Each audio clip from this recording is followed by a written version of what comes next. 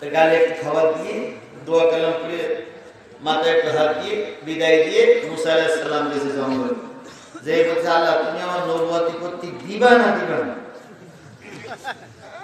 তুমি কি আমার নবী বানাইছো না মানুষের কাছে এই ঠাট্টা মশকরা করার জন্য পাঠাইছো? কেন?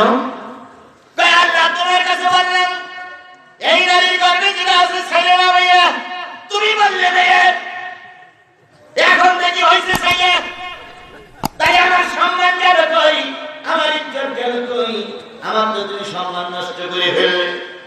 আল্লাহ তখন বলতেছে মুসা রে, প্রশ্নের উত্তর এক সপ্তাহ পরে দেব, আমি একটু গোশত খাবো।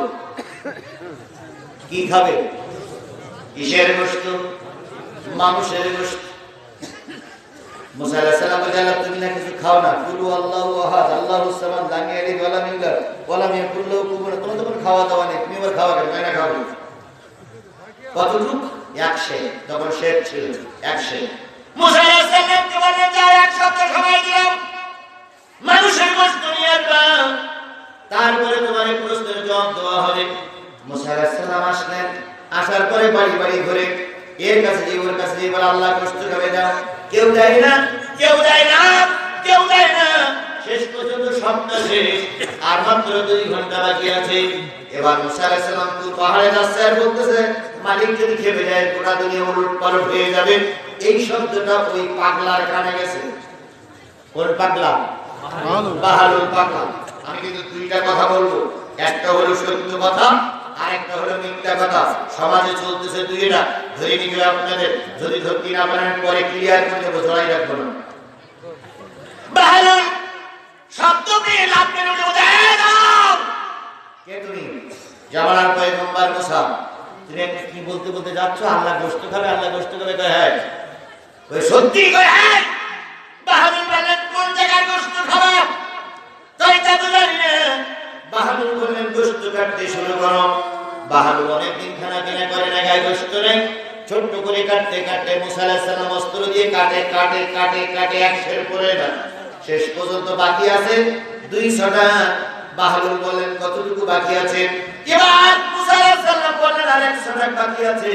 বাহালুল বললেন চোখ দুটো তুলে ফেলো, চোখ দুটো তুলে দাড়ি বান্নায় দাও, যদি আমার মালিক সন্তুষ্ট নাই হয় চোখ রেখে লাভ কি? এবার চোখ দুটো উঠে দাড়ি বান্নায় দেওয়া হলো, 100 পূর্ণ হয়ে গেল। মুসা আলাইহিস সালাম গোশতগুলো নিয়ে দরবারে চলে গেলেন। সন্ধ্যা হয়ে গেছে। আল্লাহ কয় মুসা কি খবর? কয় অনেক কষ্ট করে গোশত নিয়ে আসছি। আল্লাহ কয় কতটুকু? কয় 100। কয় দেরি হলো কেন? কয় আল্লাহ কেউ দেয় না, কেউ দেয় না। সবাই কাছ থেকে যখন ফিরে আসতেছিলাম তখন একটা পাগলে তোমার আশা পূর্ণ করেছে। আল্লাহ তখন বললেন মুসা আমি তো মানুষের গোশত খেতে চেয়েছিলাম, তুমি তো মানুষ, তোমার গায়ের গোশত কেটে না দিয়ে যেই বাহালুল নিজের গোশত কেটে দিয়ে চোখ তুলে ফেলে আল্লাহ সন্তুষ্ট করলো। ওই বাহালুল যদি মেয়ের জায়গায় পুত্র সন্তান চায়, আমি আল্লাহ না দিয়ে কি থাকতে পারি? এই জন্য আমি ওই 7 মেয়ের কি বানাই দিয়েছি? ছেলে বানাই দিয়েছি। আমি আল্লাহ তার দোয়া কবুল করেছি। সুবহানাল্লাহ বলবেন না? সুবহানাল্লাহ বলা থাক, এই পর্যন্ত থাক। একটা কথা শেষ করলাম, বুঝার কথা মনে রাখবেন। চলে গেলে কিন্তু আসল রহস্য বুঝতে পারবেন না। যারা চলে যাবে তারা কিন্তু একটা জিনিস শুনে যাবে, আর এই আমল করলে কিন্তু কবিরা গুনাহ। আমার কাছ থেকে ক্লিয়ার না হয়ে আমল করলে কিন্তু কবিরা গুনাহ। কালকে যে বলবেন যে মুসার চাইতে বাহাদুরি শক্তি বেশি, কবিরা গুনাহ করবেন। আমার কথা শেষ করতে দেন। আমি কি বোঝাতে চাচ্ছি আপনার সেটা বুঝুন। আমি বোঝাতে চাচ্ছি যদি নারী আর পুরুষ মুসলমান না হয়, মুসলমান পুরুষ আর মুসলমান নারী যদি না হয়, ওই সংসারে কি নাই?